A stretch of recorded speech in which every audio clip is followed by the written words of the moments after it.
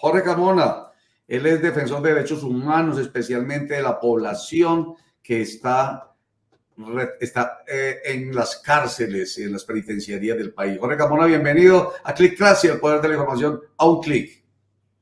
Buenos días, Roger. Buenos días para usted, la mesa de trabajo y para todos los televidentes y oyentes que ustedes Muy tienen en bien, tan importante le pido un programa. favor. Si está desde un computador, baje un poquitico la tapa para que quede más metido. Eso, por ahí queda mucho mejor. Bueno, absolutamente lamentable, Jorge Carmona, y vamos a empezar en la medida que yo voy diciendo esto, vamos mostrando, José, imágenes. Inhumano, sobrepoblación en calabozos y parqueaderos de la SIGIN es del 1.665%. El hacinamiento en las estaciones de policía de Medellín es del 210%. Estamos hablando solamente de lo inhumano aquí en Medellín, porque enseguida hablamos de la muerte de una persona en el pesebre de Puerto Triunfo, de la cárcel de la cual ya hablamos la vez pasada y que dijimos que era como que lo peor, y parece que sí. ¿Qué está pasando, hombre? ¿Hasta dónde vamos a llegar con esta falta de humanidad, Jorge Carmona? Roger y todos los televidentes y los seguidores de tan importante programa, la situación es precaria, la situación es un tema que es totalmente, como usted lo acaba de mencionar, inhumano. Pero es una problemática que ya está ajustando 11 años lo que está ocurriendo en las estaciones de policía de la ciudad de Medellín. Recordemos que el hacinamiento carcelario en estaciones de policía tiene un génesis. De eso creo que habíamos hablado la vez pasada, pero vamos a recordarlo. El génesis inicia en el primer trimestre del año 2013. En el primer trimestre del año 2013, ni en Medellín, ni en ninguna parte del país se veía esto. Esto nunca se había visto que una estación de policía se convirtiera en un centro carcelario. Y esto nace en los calabozos del Palacio de Justicia en el primer trimestre del año 2013. Y llevamos ya 11 años y las soluciones no llegan, las soluciones no aparecen. Pero aquí hay unos responsables con el tema, que lamentablemente esto no es nada personal con absolutamente ninguna administración ni con nadie en especial. Pero aquí hay una ley, que es la Ley 65 de 1993, y dentro de esa ley está el artículo 17 que dice que son los entes territoriales, o sea, las alcaldías, los que deben de garantizar la salud, la vida, la dignidad, la alimentación y todo lo que es la manutención de las personas privadas en calidad de indiciados o sindicados, pero no lo han hecho. La ley 65 está plasmada ahí del año 1993 y estamos en el año 2024 y no lo han hecho. Soy yo la persona que les está hablando, la que lleva años hablando de que Medellín necesita con urgencia una cárcel para sindicados. Ahí pueden ver ustedes las imágenes. No hay cárcel. Apenas hasta ahora se está hablando con el tema de vigencia futura de que en 5 años, hace un par de semanas atrás, a esta entrevista salió un comunicado de la alcaldía de Medellín diciendo que en 5 años y 10 meses van a entregar una cárcel para sindicados en la ciudad de Medellín. 5 años y 10 meses, pero llevamos 11 años de hacinamiento en estaciones. Una cárcel que va a ser para 1.400 personas y cuesta por alrededor de 75.000 millones de pesos para 1.400, pero tenemos cerca de 3.000 personas en estaciones de policía. Entonces esto tampoco va a suplir la problemática carcelaria tan fuerte que hay en la ciudad de Medellín. Bueno, esto nace aquí en Medellín y rápidamente se fue replicando para todo el país. Y entonces digamos que aquí esto nace acá y ya llevamos 11 años y esto está replicado en todo el país. Sí. Lo que ustedes están viendo ahí, lo mismo que está pasando, no solamente en la SIGIN, sino en todos lados. No, es aterrador, Jorge Carmona, de verdad que sí, inhumano. Ahí sí, de verdad que a uno lo pone a opinar. Ahí sí se vuelve uno subjetivo porque le toca el alma. ¿Cómo sufrirán los pobres familiares de estas personas, hombre? ¿Cómo será ese dolor tan aterrador? Porque ya es bastante duro que la persona sea privada de la libertad. Pero bueno, digamos que el que la hace la paga, digamos. Ojo, pero no todos realmente la hicieron, o sea, hay algunos que son presuntos, o sea, son sindicados, por tanto no deben estar ya pagando lo que están ahí pagando, que es sufriendo. Esas imágenes son de verdad aterradoras. Yo no sé si entonces las personas que se quejaron cuando Bukele mostraba las imágenes de las cárceles allá en El Salvador, pueden aquí decir algo acerca de esto que está pasando. Pues deberían ser consecuentes y decir algo, porque esto es aterrador. Pero bueno, el comentario, pues más allá, vuelvo y digo que se vuelve uno subjetivo y comenta Jorge Carmona es que hace más de 11 años y se habla de una cárcel de 1000, usted ya le puso un numerito más, 1400, porque por ejemplo hace como un mes más o menos, entrevistábamos al presidente del Consejo de Medellín, Andrés Tobón, y nos decía que él no estaba de acuerdo con esta cárcel metropolitana para sindicados, porque era solamente para 1300, cuando había realmente 2600 sindicados. Y yo le preguntaba a él, como se lo preguntó a usted, pero un momentico, ¿no es mejor que por lo menos 1400, que es la cifra que usted pone, no es por lo menos mejor que de todo ese montón de gente que vemos, que por favor siga rodando imágenes para que nos sensibilicemos, José, de estas personas que están sufriendo estos vejámenes en vida, Jorge Carmona, 1400 por lo menos puedan pasar a tener unas condiciones mejores allá en la cárcel metropolitana para sindicados, y que dejen ese espacio a otros que siguen obviamente hacinados, pero ya con menos, por lo menos con menos 1400 personas más. Y la respuesta es no, y te voy a decir el por qué no. No es un no porque sí, por capricho, sino porque no. Yo ya sé, llevo cerca de 20 años en la defensa, promoción y divulgación de los derechos humanos de las personas privadas de la libertad, cerca de 20 años, y ya sé lo que va a pasar en 5 años cuando entreguen la cárcel. Y lo que va a pasar es que hoy tenemos un promedio de cerca de 3000 personas en estaciones de policía. Cuando entreguen ese establecimiento carcelario, la cárcel distrital para Medellín, créanme que no van a llevar 1400 personas, eso no va a pasar, los van a llevar a todos. O sea que lo que va a pasar es que se va a trasladar un problema de un lugar a otro. Van a trasladar a todas las personas que hayan en este momento, en estaciones, en ese momento que llegue dentro de 5 años, los van a trasladar hacia ese lugar, que fue lo que pasó con la cárcel del Pedregal. Recordemos que el Pedregal fue entregado en el año 2010, fue para 1150 seres humanos. Yo hablo de seres humanos, yo no hablo de delincuentes, porque si habláramos de delincuentes tenemos que tocar un tema mucho más alto y mucho más arriba de las esferas del gobierno nacional. Pero entonces hablemos de personas equivocadas. Entonces recordemos que el Pedregal fue creado, construido por una cárcel supuestamente para sindicados. En este momento tenemos un promedio de 4300 personas y la capacidad es para 1150. Eso va a pasar con la cárcel distrital para sindicados en Medellín, que cuando la entreguen no van a llevar 1400, sino que van a llevar todos los que estén en las estaciones de policía, y eso inmediatamente de entrada va a pasar a ser un nuevo hacinamiento carcelario más. Jorge, buen día. Usted nos habla de que la cárcel la entregan en 5 años. En 5 años, a hoy tenemos 4000 algo que nos menciona la cifra, pero en estos 5 años, pues, ¿cuánto puede acumularse? ¿Cuántas personas más pueden llegar a las estaciones de policía? ¿Y qué va a pasar entonces en 5 años? ¿Cuál es la solución mientras se construye esa cárcel que no es rápido? Pues el problema es hoy, el hacinamiento está hoy, entonces, ¿qué se va a hacer? Lina, muchas gracias por la pregunta tan importante. ¿Qué va a pasar? Aquí lo que pasa es que lo que nunca ha habido acá en este país, en esta ciudad, lo que no hay, definitivamente, sin temor a equivocarme, es voluntad.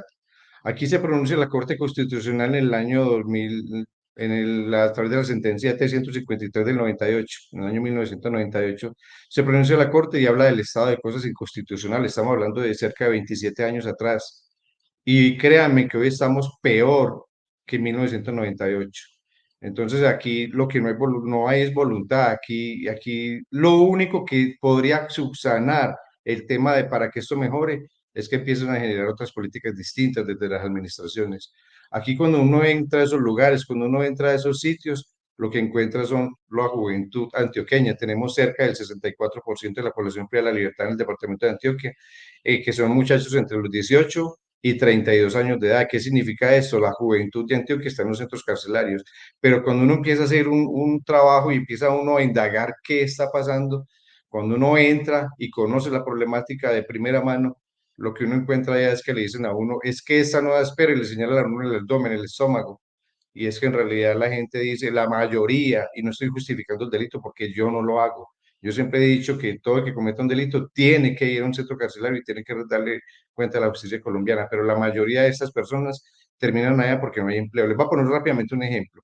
Aquí termina un muchacho, una muchacha, termina su 11 bachillerato y es el primer obstáculo que llegan para la vida laboral. No hay empleo.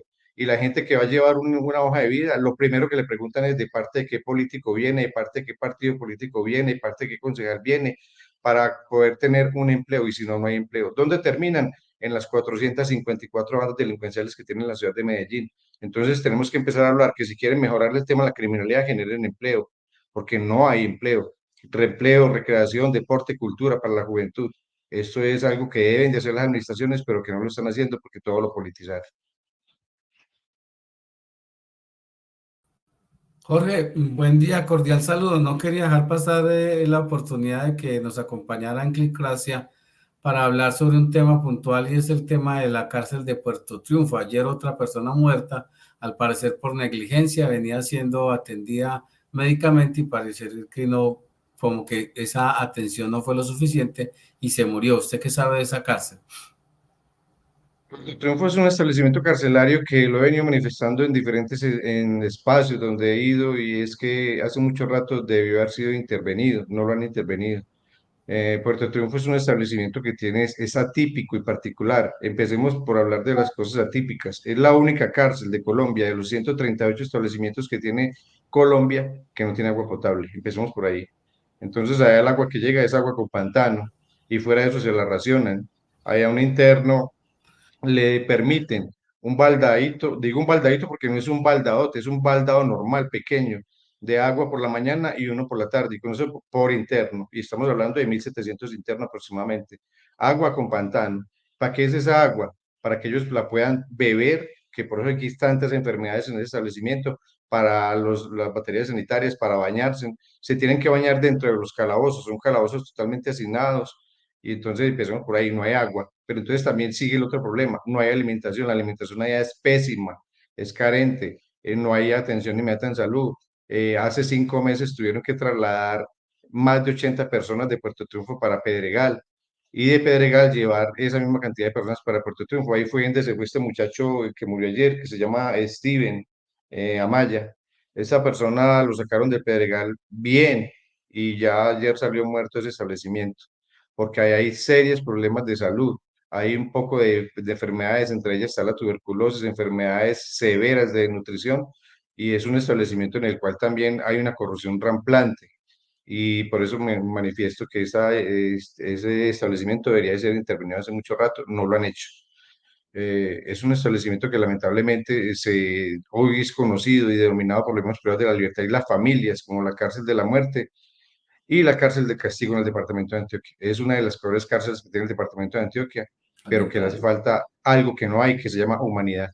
Bueno, entonces la Constitución Política de Colombia, yo que empecé hablando hoy de ella fuertemente y del principio fundamental de dignidad humana y de los derechos fundamentales, o sea, la Constitución Política de Colombia en temas relacionados con las cárceles del país, para ellos no aplica. O sea, mejor dicho, que me perdonen pues los costeños, que no es que lo estemos estigmatizando, sino que el chiste dicen que es costeño, que dice un costeño que es que las leyes se hicieron para cambiarlas, ¿cierto? Esa ley no pasó por aquí, es que esa ley aquí no se aplica, ¿cierto? Entonces, aquí en las cárceles no se aplica la Constitución Política de Colombia. Jorge. Roger, con mucho respeto, le voy a decir algo que de pronto va a generar estupor en la gente que puede estar mirando esta entrevista. Yo diría que no solamente en las cárceles, sino en el país, aquí desde la escuela, desde los colegios, desde las universidades, desde hace muchísimo tiempo nos han inculcado que Colombia es un Estado social de derecho. Pero si nos vamos a la práctica de la realidad, Colombia ni es Estado, ni es social, y de derechos no hablemos. No, obviamente no se aplica, eso no se aplica acá. Pero tenemos otra problemática grande. Aquí existen unos ministerios públicos. Yo diría y me atrevería a decir con muchísimo respeto, pero lo tengo que mencionar. Aquí los ministerios públicos, tal vez el único que está haciendo algo por el tema de la población privada de la libertad, por lo menos en Medellín, es la Personería Distrital de Medellín. De resto, los otros ministerios públicos están suspendidos en el tiempo. La Defensoría del Pueblo no es nada personal, también hago la claridad, no es nada personal con ellos, pero lleva cerca de 5 años que no ingresan, no saben a qué huele un calabozo en la ciudad de Medellín porque no ingresan, no van. Está la Defensoría del Pueblo, está la Procuraduría Provincial de Medellín, que es la encargada de las salas de paso, no van, pero siempre lo han manifestado, los salarios no los han dejado de cobrar, pero no ingresan. y así por el estilo otros ministerios públicos que también están como en la alcaldía de Medellín, donde está la Secretaría de la No Violencia, donde está la Secretaría que tiene la alcaldía de Medellín, que deberían estar haciendo un acompañamiento a las personas privadas de la libertad para garantizar la dignidad humana. No pasa Ya, eso. Por eso digo yo que Colombia no es un Estado social de derecho. no, Estado, porque nos lo aclaran cada ratico.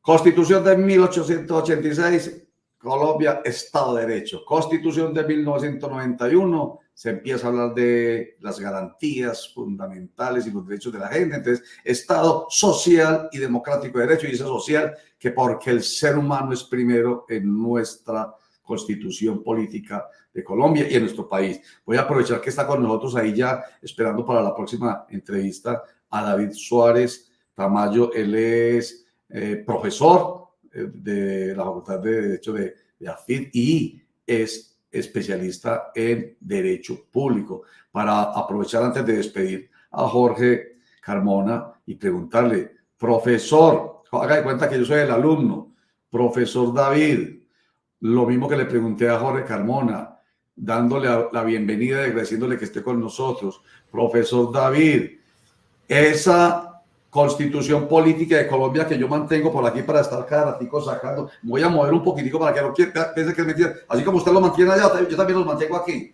pero el libro que mantengo aquí a la mano es esto, y usted también lo tiene ahí está, muy bien, véalo ahí, vea.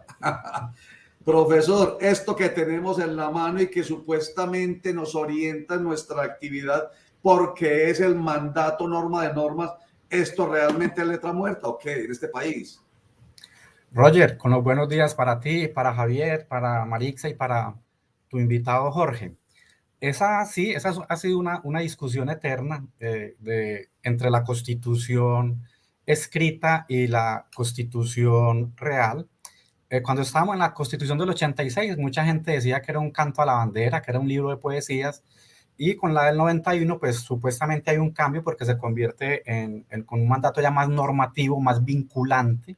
Antes del 91 incluso se decía que cualquier norma en la Constitución tenía que ser desarrollada por la ley. Con la del 91 es de aplicación inmediata. Yo qué te diría, Roger, y ustedes hablan ahora de Estado Social de Derecho, también cuando se habla de democracia. Yo creo que sí lo somos, o sea, sí somos un Estado constitucional, sí somos un Estado de Derecho, Estado Social de Derecho, una democracia, pero frágil, débil. O sea, después de 200 años todavía estamos en construcción, en crecimiento. No hemos sido capaces como salir digamos que ya pasamos la mayoría de edad, digamos que estamos para allá como en los 18, 19 años o 20, pero no hemos llegado a ser adultos, que es como a los 27 aquí en Colombia, a los 28. Nos falta ser adultos en democracia, en Estado Social de Derecho y en Estado constitucional. Pero sin duda ha habido muchos avances. O sea, en esta Constitución yo diría que hay unas cosas para resaltar hoy día. La Corte Constitucional, la acción de tutela, los derechos de las etnias, los derechos de ciertas personas con alguna dificultad que han sido excluidos durante años. Por ejemplo, con esta Constitución el tema de las mujeres avanzó mucho, los derechos de las personas del mismo sexo. Pero en el tema que están tratando, y déjenme, yo me les meto, en el tema de la cárcel sí es degradante. O sea, Jorge hace una radiografía perfecta. Desde que yo era estudiante, Roger, desde que ya era estudiante, las cárceles siempre han estado en crisis, siempre hemos estado en hacinamiento. Roger. Sí, usted está ahí, se le ponchó a David Suárez Tamayo. ¿Qué le pasaría? Estaba ahí con nosotros y de un momento a otro como que se salió. Está hablándonos él de que en el tema carcelario definitivamente es degradante, está pasando lo más terrible, lo más inhumano. Y bueno, a ver si está con nosotros porque esa palabra para mí que es fundamental y que está ahí en nuestra Constitución. Aquí está, en el artículo primero, si no estoy mal, que habla de Colombia es un Estado social y democrático de derecho, no me voy a equivocar. Sí, señor, Colombia es un Estado social de derecho organizado en forma de república unitaria, descentralizada, con autonomía de sus entidades territoriales, democrática, participativa y pluralista, fundada, ojo ahí, en el respeto de la dignidad humana. No está equivocado, está ahí en el artículo primero de la Constitución Política de Colombia. fundada en el respeto y la dignidad humana, en el trabajo, en la solidaridad de las personas que la integran y en la prevalencia, también lo hablamos hoy, del interés general. Siempre hablamos del interés general y está ahí en ese artículo primero de la Constitución Política de Colombia, que habla de los principios fundamentales. Doctor David, ¿está ahí con nosotros ya? ¿Está o no?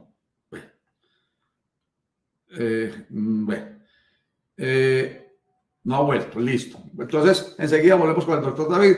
Vamos a continuar con Jorge, a despedir a Jorge. Jorge Carmona, ya se ve pues, mire que el profesor le da la razón, que este librito le da la razón a lo que usted hace. Me pregunto usted cómo entra tan fácil a esas cárceles, quién lo deja, o a esas estaciones de policía. Veía yo que usted con tranquilidad está mostrando imágenes. ¿Quién le permite hacer eso que debe hacerse? Menos mal, eso no está escondido. Roger, a mí me ha tocado batallar bastante duro, a mí me tocó llevar mi trabajo y mi labor ante la Corte Constitucional y fue la misma Corte Constitucional la que inclusive me autorizó el ingreso a los centros carcelarios, porque hubo un momento por allá en el año 2016, 2017, donde en el IMPEC no me permitían el ingreso, que porque yo ingresaba a visibilizar lo que ocurría allá y qué tal que no. Recordemos que mi labor es la labor mía, lo que tiene que ver con la esencia mía es la defensa, promoción y divulgación de derechos humanos. Me tocó escribir en la Corte Constitucional y conseguí permiso y obviamente también funciono con la Veeduría Penitenciaria Nacional y puedo ingresar a esos establecimientos a hacer mis denuncias porque hay otra cosa también importante para resaltar antes de terminar. No es nada tampoco ni personal con la institucionalidad, ni tampoco con la policía. Recordemos que la policía también es una de las personas o de las entidades víctimas del sistema penitenciario y carcelario. A ellos no les corresponde vigilar y custodiar internos. Llevan 11 años haciendo esa labor, que también me les quito el sombrero porque hay unos policías que lo hacen con mucho empeño, con mucho amor y también son víctimas de esto. Pero a mí me ha tocado difícil, me ha tocado duro visibilizar el tema, pero también es importante precisar ya para terminar de que esto lo que está generando es odio, rencores, rabia, sufrimiento, dolor y muerte entre la población Resentimiento. y sus familias. Y mucho resentimiento, mucho resentimiento. Una persona que entre a un lugar de estos, voy a decirlo con todo el respeto, sobre todo de los familiares de estas personas y de ellos, a un antro de estos, porque esa es la palabra. Yo creo que si alguien leyó la Divina Comedia, ahí está, de alguna manera, aunque la Divina Comedia es poética, es otra cosa. Esto es peor, mejor dicho, peor que el infierno en vida. Entonces, por eso lo llamo como antro. Alguien que entre a un antro de esto sale con rabia con la sociedad, sale con resentimiento, y uno diría, hasta razón tiene, no se justifica. No se justifica, como usted también lo hizo, va a hacer un comentario pues mío en torno a lo que usted dijo. Aquí hay gente que no tiene con qué comer y es pobre, entonces se dedica al delito. Bueno, pero ojalá que no fuera así, ¿cierto? Tampoco se justifica que el dolor que le produce estar en un antro de estos lo resienta tanto que salga a hacerle daño a la sociedad. Peor, porque vuelve al antro, porque lamentablemente no tenemos dignidad para ni siquiera los presos, porque ellos, pese a que salen de la sociedad por castigo, siguen siendo personas, así como lo dice esta constitución política nuestra, la del Estado social, que habla del ser humano de derecho. Jorge Carmona, gracias por estar con nosotros.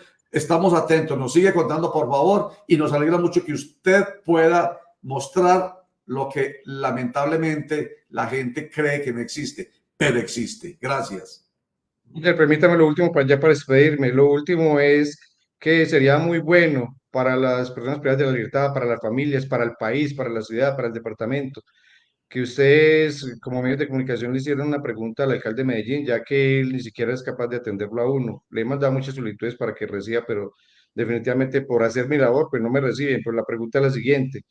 ¿Por qué la alcaldía de Medellín no ha acatado las órdenes de la Corte Constitucional? En octubre del 2019, o sea, hace 5 años, la Corte Constitucional ordenó de que todos los internos que hay en las salas de paso de la ciudad de Medellín deberían ser llevados a un solo sitio, donde estuvieran con dignidad, a un solo sitio con dignidad. No lo han hecho.